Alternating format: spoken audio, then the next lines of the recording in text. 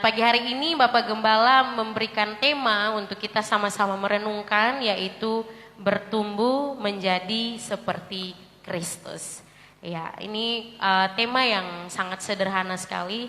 Saya berdoa agar penyampaian firman Tuhan bisa sampai ke hati kita semua, jiwa kita dipuaskan, roh kita dibangkitkan, supaya kita bisa mengalami pertumbuhan dan kita menjadi serupa Kristus. Amin. Yang mau serupa dengan Tuhan Yesus boleh lambaikan tangan.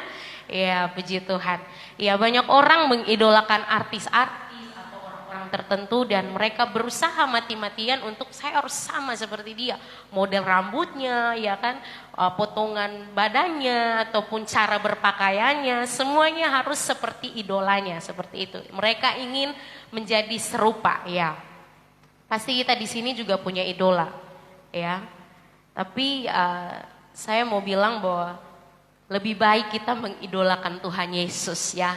Itu lebih baik daripada mengidolakan manusia atau sesuatu yang lain di luar Tuhan. Ya, Bapak Ibu, saudara-saudara yang terkasih, dalam nama Tuhan Yesus Kristus, bertumbuh. Sebagai makhluk hidup, kita pasti akan mengalami yang namanya pertumbuhan, ya. Kecuali kita ini mati, kita batu, berarti ya begitu-begitu saja. Tapi karena kita ini makhluk hidup, diciptakan, diatur bahwa akan terus mengalami progres, akan terus mengalami pertumbuhan, maka kita akan terus mengalami pertumbuhan. Nah, secara jasmani kita akan mengalami pertumbuhan berdasarkan genetik orang tua kita. Ya, bentuk tubuh kita, tinggi badan kita, warna kulit kita, bentuk rambut, ya, kemudian sifat kita, karakter kita, dan lain-lain. Itu akan dipengaruhi oleh genetik orang tua kita. Ya, sisa berikutnya baru akan dipengaruhi oleh lingkungan sekitar kita. Ya, seperti pepatah mengatakan, buah jatuh tidak jauh dari pohon, kecuali di samping pohon tuh ada jurang. Baru buahnya jatuh jauh sekali. Ada kali ya buah mengalir, ya. Tapi kalau pohonnya di tanah yang rata, ya jatuhnya tidak jauh lah dari pohon, seperti itu.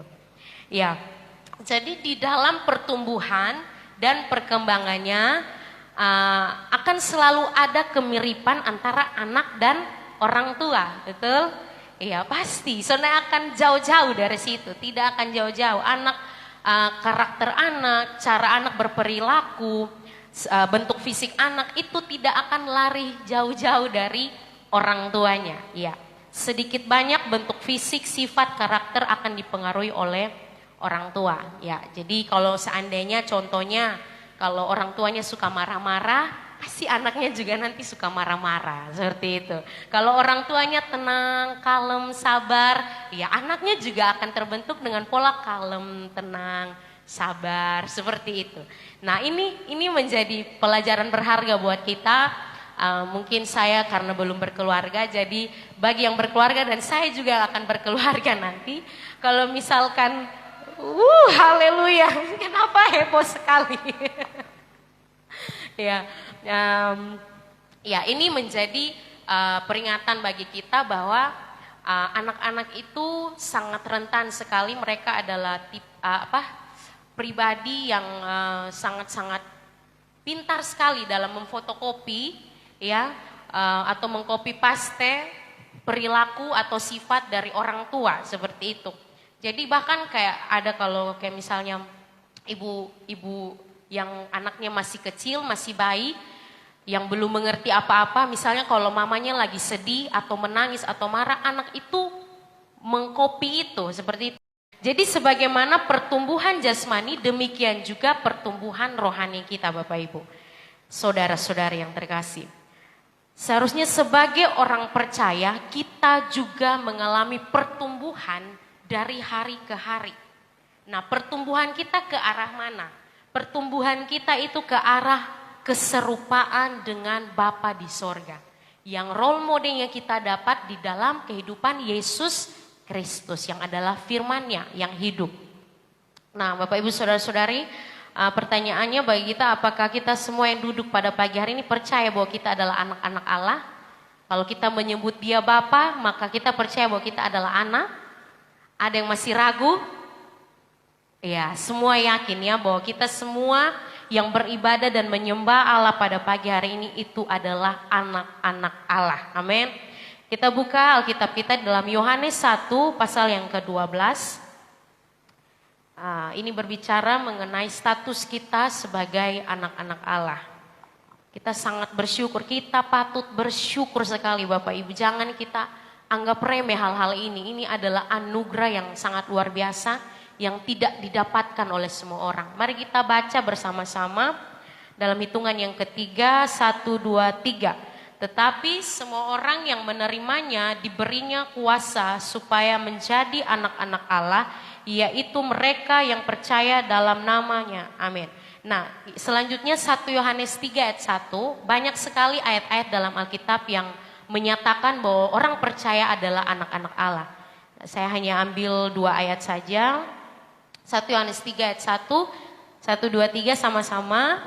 Lihatlah betapa besarnya kasih yang dikaruniakan Bapa kepada kita, sehingga kita disebut anak-anak Allah, dan memang kita adalah anak-anak Allah.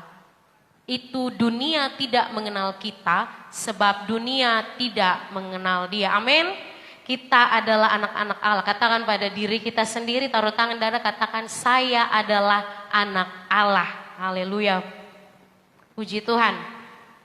Nah, Bapak Ibu Saudara-saudara yang terkasih, dalam Kejadian 1 ayat yang ke-27 mengatakan Allah menciptakan manusia atau kita semua ini menurut gambarnya, menurut gambar Allah diciptakannya laki-laki dan perempuan. Jadi ini mau menjelaskan kepada kita bahwa kita berasal dari Allah. Kita diciptakan oleh Allah, kita datang dari Allah. Memang secara jasmani kita lahir dari benih orang tua kita. Kita terbentuk dari benih kedua orang tua kita. Tetapi yang paling menakjubkan seperti pemazmur bilang, kejadianku dahsyat dan ajaib itu adalah karena kita ini diciptakan serupa dan segambar dengan Allah. Bahkan Allah menghembuskan nafas ke dalam tubuh kita, ke dalam hidup kita. Jadi ketika kita bernafas itu adalah nafas Allah, seperti itu. Allah menciptakan dan mendesain manusia sedemikian rupa menurut gambarnya, sehingga kita manusia ini memiliki akses untuk dapat hidup dan bertumbuh di dalam keserupaan dengan Allah. Jadi mungkin orang bilang keserupaan dengan Kristus itu kayaknya mustahil. Keserupaan dengan Allah itu yang bagaimana? Tidak. Firman Tuhan menjamin bahwa Tuhan Allah memang sudah merancang kita untuk kita memiliki kemampuan itu, untuk kita bisa menjadi serupa dengan Allah. Artinya bukan menjadi Allah, bukannya Bapak Ibu Saudara-saudari, beda. Tidak menjadi Allah, tetapi ada karakter-karakter ilahi, ada sifat-sifat Allah, ada kemuliaan Allah yang tinggal di dalam kita. Seperti itu, sehingga kita yang tadinya manusia berdosa, manusia hina, kita dipandang berharga oleh Allah. Ya, luar biasa tadi Kak Mariam, kata-kata profetiknya sangat membangkitkan iman sekali. Bahwa kita ini berharga di mata Allah. Ya, kita dilahirkan atau berasal dari Allah. Serupa, segambar, memiliki makna. Allah mendesain, memberikan kita kemampuan untuk bisa berkomunikasi dengannya, saudara. Ya, untuk orang lain Allah tuh jauh sekali kayaknya, jauh sekali. Bahkan orang-orang sampai bilang Allah tuh tidak ada. Para ateisme bilang Allah tuh tidak ada karena mereka tidak berhasil menemukan pribadi Allah dalam hidup mereka. Sayang sekali. Padahal Allah memberikan, mendesain kita sehingga kita mampu berkomunikasi dengannya. Kita bisa menjalin hubungan yang harmonis, yang intim, yang erat melekat dengannya. Kita memiliki potensi untuk bertumbuh ke arahnya. Kita lihat Adam dan Hawa di Taman Eden, Allah mengajak mereka setiap hari berjalan-jalan. Allah mengenalkan mereka ini namanya ini, nanti kamu mau kasih nama apa. Setiap hari berjalan, Allah mengajarkan mereka apa yang harus mereka tahu, menyampaikan kepada mereka mandat dan aturan yang harus mereka lakukan, kerjakan. Nah, pola hubungan seperti itulah yang Allah mau itu terjadi bagi seluruh manusia. Ya, Adam dan Hawa bertumbuh dalam pengenalan yang benar akan Bapa di sorga. Nah, pertanyaannya bagaimana kita dapat bertumbuh dan menjadi serupa dengan Kristus? Filipi 3 ayat 10. Iya, karena Dia adalah Bapa kita, maka kita harus bertumbuh serupa dengan Dia. Seperti kalau orang tua kita di dunia ini bentuknya seperti apa, kita akan bertumbuh seperti itu juga. Nah, sama dalam kehidupan rohani, kita punya Bapa, yaitu Bapa di sorga. Kita harus bertumbuh menjadi serupa dengan Dia. Mari kita baca ayat ini bersama-sama dalam hitungan yang ketiga, 1, 2, 3. Yang ku kehendaki ialah mengenal Dia dan kuasa kebangkitannya dan persekutuan dalam penderitaannya, di mana aku menjadi serupa dengan Dia dalam kematiannya. Dalam ayat ini ada 3 poin yang akan kita renungkan bersama-sama. Bagaimana kita sebagai orang percaya dapat bertumbuh dan kita akan menjadi serupa dengan Kristus. Poin yang pertama kita garis bawahi kata mengenal Dia. Ya, poin yang pertama adalah mengenal Allah. 1 Yohanes 2 ayat 3 sampai 6 mengatakan seperti ini. Dan inilah tandanya, saya hanya baca ayat 3 dan 4. Dan inilah tandanya bahwa kita mengenal Allah, yaitu jikalau kita menuruti perintah-perintahnya. Barang siapa berkata, aku mengenal Dia, tetapi ia tidak menuruti perintahnya, ia adalah seorang pendusta dan di dalamnya tidak ada kebenaran. Iya. Jadi mengenal Allah sama dengan menuruti perintah-perintahnya. Kita perlu garis bawahi. Nah, di dalam Alkitab ini terlalu banyak sekali perintah-perintah, ajaran-ajaran yang bisa kita pelajari, yang bisa kita lihat. Hal-hal mana yang harus kita lakukan, hal-hal mana yang sesuai dengan kehendak Tuhan, dan hal-hal yang harus kita hindari atau kita jauhi. Saya tertarik untuk kita mengingat kembali 10 perintah Allah. Adakah yang masih ingat 10 perintah ini? Ya, 10 perintah Allah. Yang pertama, jangan ada padamu Allah lain di hadapanku. Yang kedua, jangan membuat bagimu patung yang menyerupai apapun. Yang ketiga, jangan menyebut nama Tuhan Allahmu dengan sembarangan. Yang keempat, ingatlah dan kuduskanlah hari Sabat. Nah, poin 1 sampai poin 4 ini menjelaskan tentang hubungan kita dengan Tuhan. Bagaimana kewajiban-kewajiban kita atau hal-hal yang harus kita perhatikan untuk menjaga hubungan kita dengan Bapa kita di sorga. Nah, poin kelima, hormatilah ayahmu dan ibumu, jangan membunuh, jangan berzina, jangan mencuri, jangan mengucapkan saksi dusta tentang sesamamu, jangan mengingini barang sesamamu. Ini adalah poin-poin yang mengatur tentang hubungan kita dengan sesama. Dari nomor 5 sampai nomor 10. Jadi sesuai dengan perintah yang Tuhan Yesus kasih tahu di Matius itu kalau tidak salah. Kasihilah Tuhan Allahmu dengan segenap hatimu, itu adalah hukum yang utama. Hukum yang kedua adalah kasihilah sesamamu manusia. Iya, seperti itu. Jadi perintah Allah yang paling pertama adalah kasihi Allah terlebih dahulu. Jangan dibalik. Karena kalau kita mencoba untuk mengasihi manusia terlebih dahulu, kita bisa salah. Karena bentuk kasih dan saling mengasihi yang sempurna itu hanya di dalam Allah. Seperti itu. Kita perlu terlebih dahulu mengenal Allah kita, mengenal hatinya, mengenal isi hatinya, kerinduan hatinya kepada kita terlebih dahulu. Kita belajar bagaimana cara mengasihi dari Allah, bagaimana Dia mengasihi kita. Dia bukan hanya bicara, tapi Dia menunjukkan lewat tindakan. Yohanes 3 ayat 16. Bukti bahwa Allah mengasihi dan mencintai manusia, Ia mengirimkan anaknya yang tunggal. Nah, setelah kita mengerti, kita belajar dari Allah, gini loh nak caranya mengasihi, ya caranya mencintai, caranya mengampuni, caranya menghargai, caranya menghormati. Nah seperti ini, oke sudah pintar, sekarang belajarlah cara untuk mengasihi sesama. Poin 5 sampai poin 10 itu mengatur tentang bagaimana kita hidup berdampingan dengan sesama kita. Sesama baik orang percaya maupun orang yang tidak percaya, seperti itu. Nah, berapa banyak dari perintah-perintah ini atau firman Tuhan yang kita baca dan kita dengarkan yang sudah kita lakukan. Berapa banyak kali kita mengatakan aku mengasihi engkau Tuhan, tetapi tindakan kita membicarakan hal yang berbeda. Nah, kita perlu sekali untuk memperhatikan ini, karena firman Tuhan berkata kalau kita bilang kita mengenal Allah, oh kamu orang Kristen ya, setia ibadah ya, melayani ya, bawa firman ya, berarti kamu mengenal Allah ya. Terus saya yang tahu ya kan, dosa-dosa, kekurangan-kekurangan, kelemahan saya yang masih saya lakukan, yang menyakiti Allah dengan bangga, saya bilang, iya saya mengenal Allah. Ya, seluruh malaikat di sorga langsung tuh pendusta, ya kan? Pendusta. Tidak bisa seperti itu. Jadi tindakan kita harus berjalan seiringan dengan perkataan kita.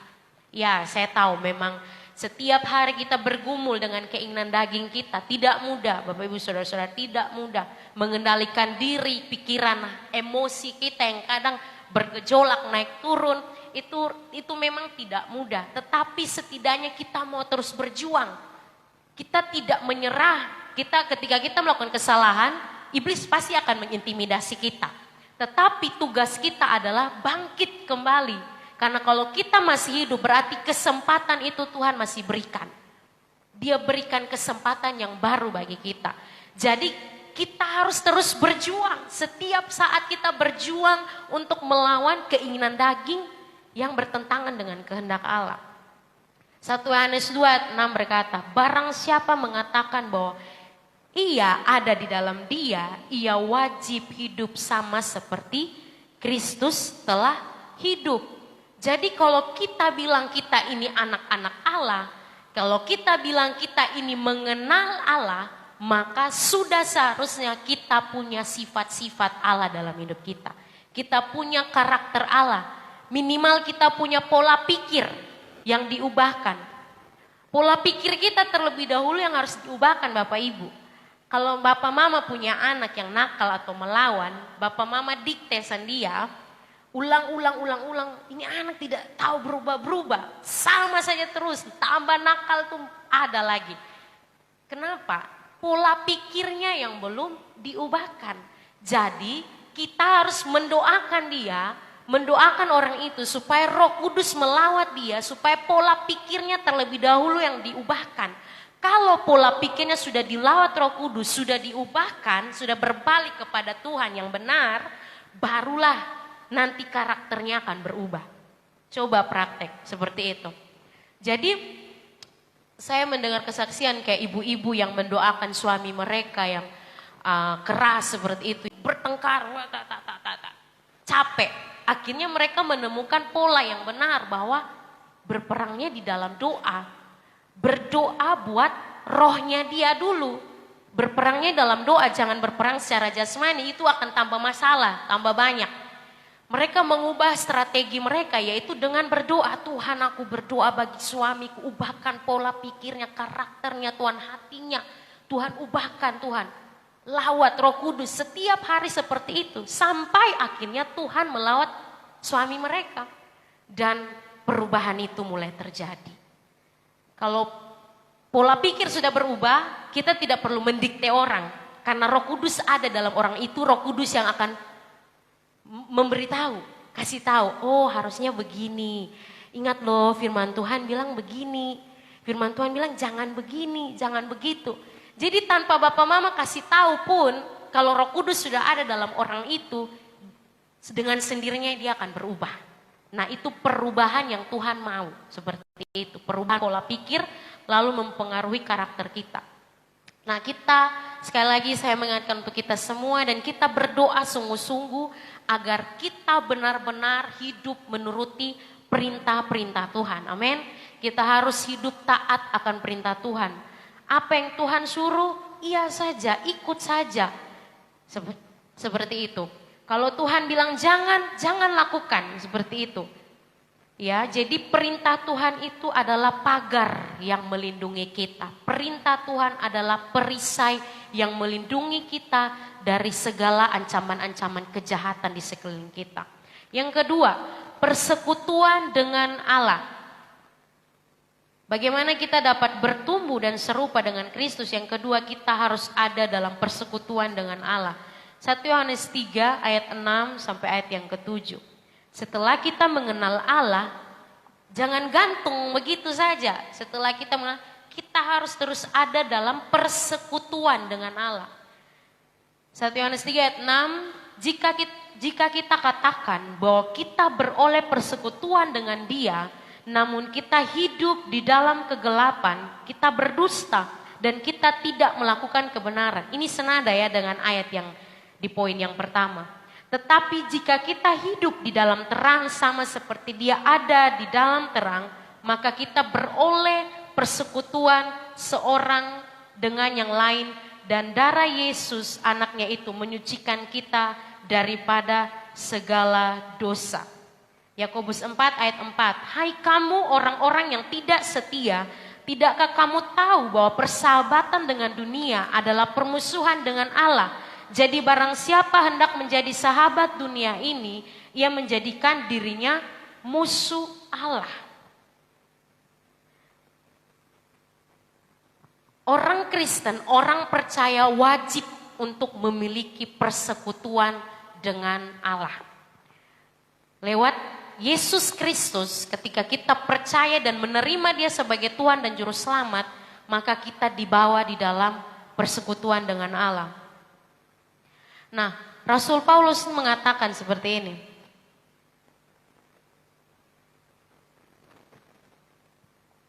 Dia mengatakan bahwa ketika, kalau itu di ayat bacaan kita yang pertama ya Bapak Ibu, kalau mungkin tadi ada yang sempat menandainya, saya bacakan kembali.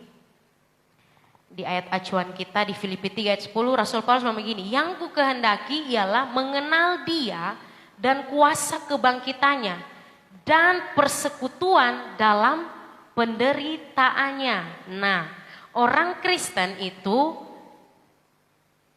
kebanyakan mau bersekutu dengan Allah karena saya punya mau, saya punya keinginan nih, saya punya harapan nih, jadi saya mau bersekutu dengan Allah. Tidak salah juga karena memang Dia Bapa kita, apa yang kita mau, apa yang kita rindukan, sampaikan kepada Dia, memang itu tidak salah. Tetapi kita perlu ingat juga sebagai orang percaya kita juga dipanggil untuk menderita. Nah, menderitanya ini dalam hal apa? Apa yang dimaksudkan dengan penderitaan? Kita harus ingat Tuhan Yesus bilang apa? Kalau mau ikut Yesus, ikut Dia harus pikul salib. Jadi tidak akan selalu enak yang namanya jalan ke surga. Pendeta-pendeta selalu bilang jalannya sempit, bukan jalan lebar. Seperti itu. Jadi pasti banyak gesekan, bersempit-sempitan, berdempet-dempetan. Tidak akan selalu enak. Ada saatnya kita akan diproses, kita akan dibentuk, kita akan dihajar, kita akan ditegur. Untuk kita dapat mengerti maksud dan rencana Tuhan dalam hidup kita. Jadi ada waktu-waktu di mana kita tuh diseret, kita ditarik untuk masuk dalam dapur pembentukan itu. Dalam dapur proses itu. Kita harus dibakar, kita harus direndam dalam air seperti emas. Diangkat lagi, dibakar lagi, ditempa lagi, kemudian dibakar lagi. Sakit, Bapak Ibu Saudara-saudari.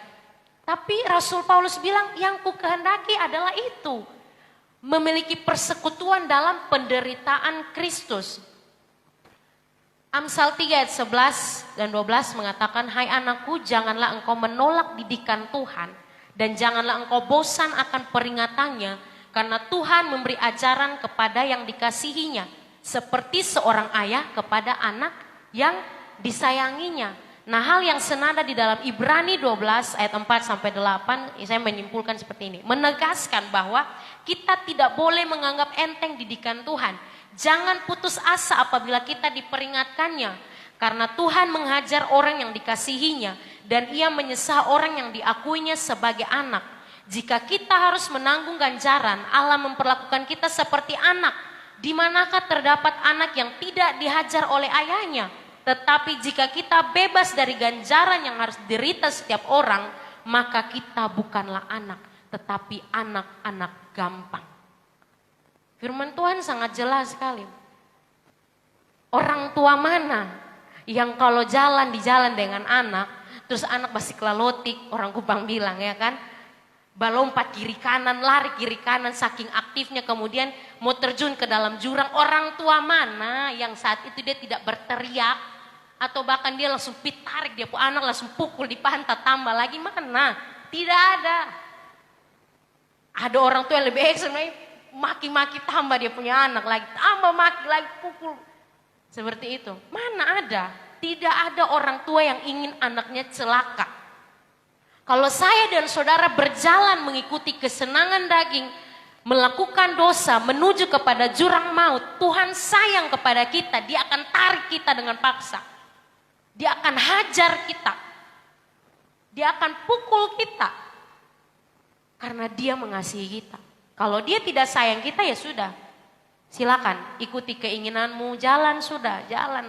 Dan berakhir di kekekalan, maut. Upah dosa ialah maut. Nah, Tuhan tidak mau kita binasa. Seperti itu. Atau mana ada orang tua yang lagi masak di dapur, dia punya anak datang masih kecil, ambil pisau baru iris-iris di tangan, ditinggalkan atau dibiarkan. Kalau ada itu kayaknya orang tuanya gangguan jiwa, saudara ya, pengecualian. Kalau orang tuanya mengalami gangguan jiwa baru dia ketawa. Lanjutkan. Kalau orang tua yang normal, dia langsung tampeleng. Tampar, langsung tarik itu pisau. Marah dia punya anak. Itu orang tua yang mengasihi anak. Dia tidak ingin anaknya celaka. Ya, saya bersyukur punya orang tua yang didikannya sangat mantap.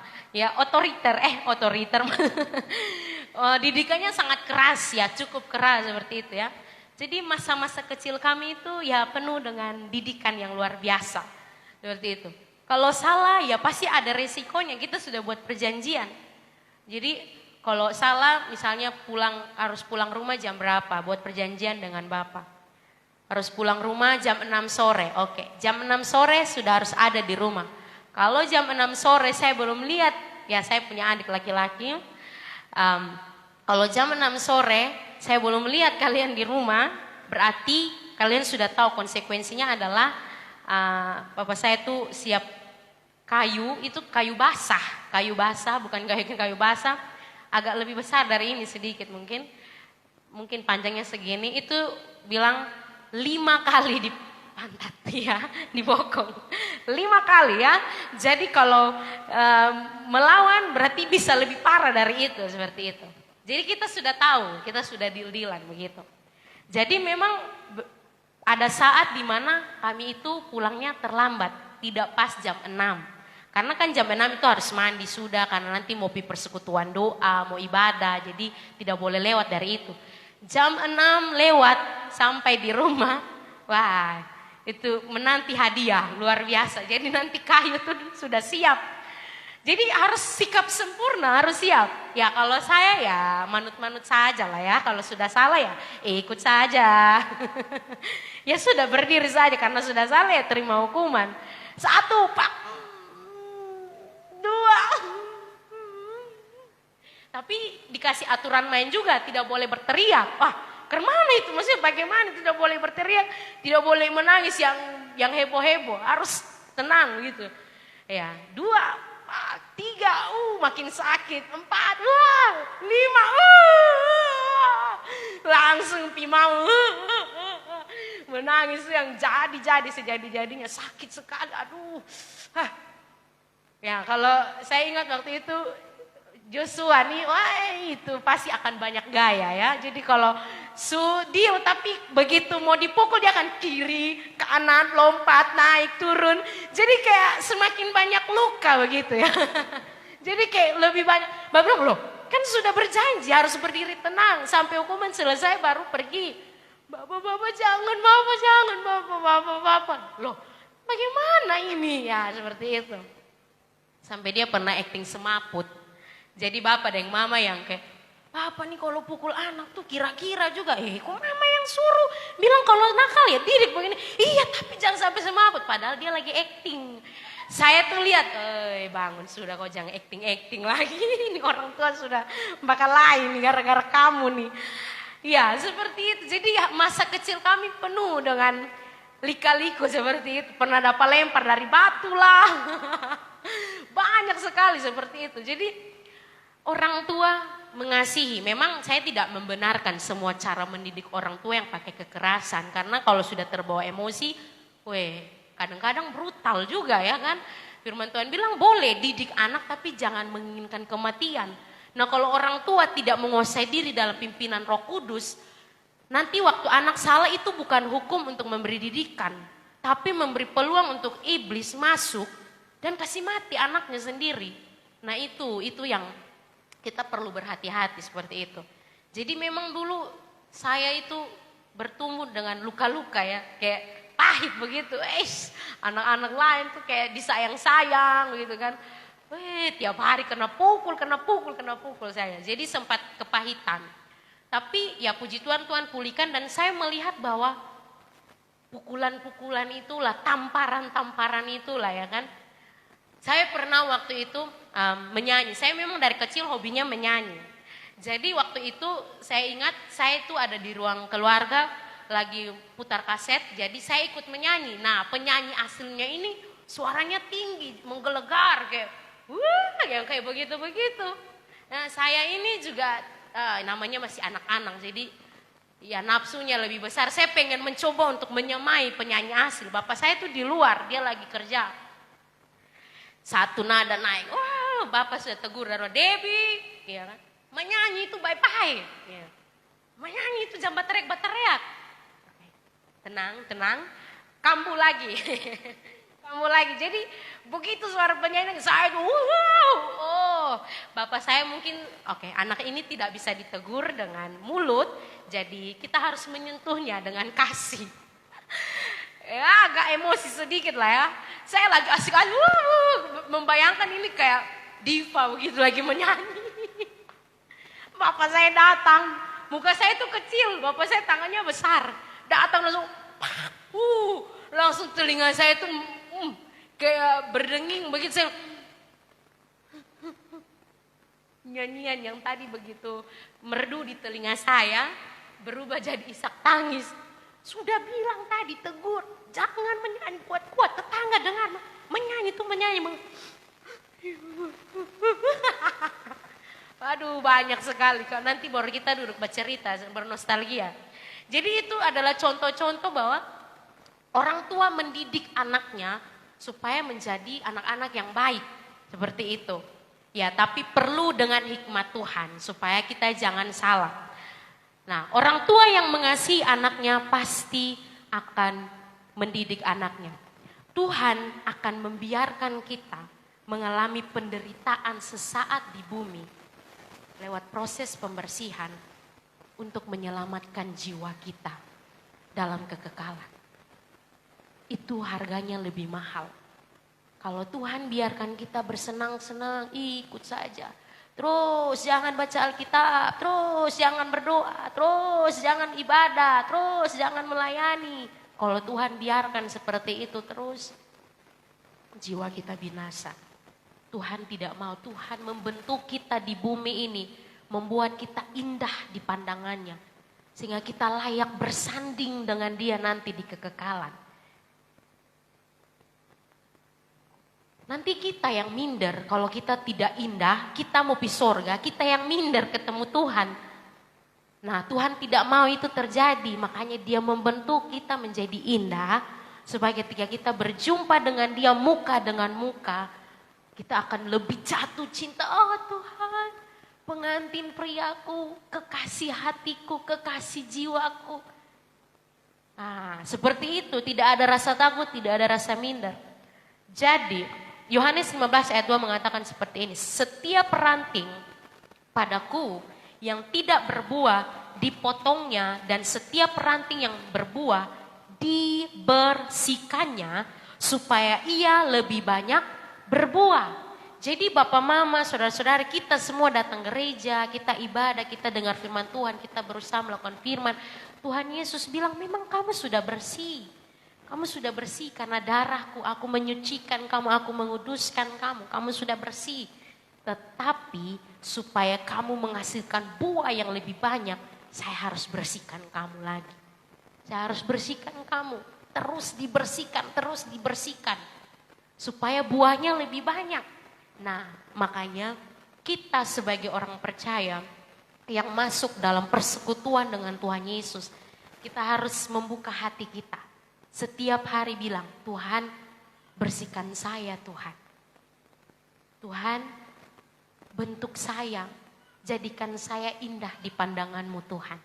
Bukan hanya tiap hari bilang, Tuhan terima kasih saya sudah bangun pagi, jadi ini pagi tolong berkati saya dalam pekerjaan saya mau makan, sediakan makanan di meja, saya mau jalan nanti Tuhan tolong jaga lindungi saya ya, 1x24 jam. Ya seperti security saya, ajudan pribadi saya, tolong jangan tinggalkan saya. Jangan lepaskan tangan saya Tuhan. Ketika saya lapar sediakan saya roti, ketika saya lapar sediakan saya makanan. Wih, keren, persekutuan seperti itu yang selalu ada di dalam pikiran kita kan. Tidak salah juga, tapi kita harus belajar mulai besok, mulai hari ini. Doa kita adalah, Tuhan terima kasih saya sudah bangun pagi, terima kasih untuk kesempatan ini, bersihkan saya hari ini Bapak. Bersihkan saya hari ini Tuhan, pikiran saya, hati saya, mulut saya, tangan, kaki, seluruh hidup saya bersihkan. Kita sudah tahu pasti sakit nanti karena ego kita itu akan digesek habis-habisan. Orang marah kita harus tenang, orang maki kita harus sabar, jangan balas, ya kan? Orang bikin jengkel, memberkati, itu pasti sakit. Nah itulah yang Paulus bilang menderita dalam persekutuan tuh itu maksudnya itu. Persekutuan dalam penderitaan Kristus itu maksudnya itu.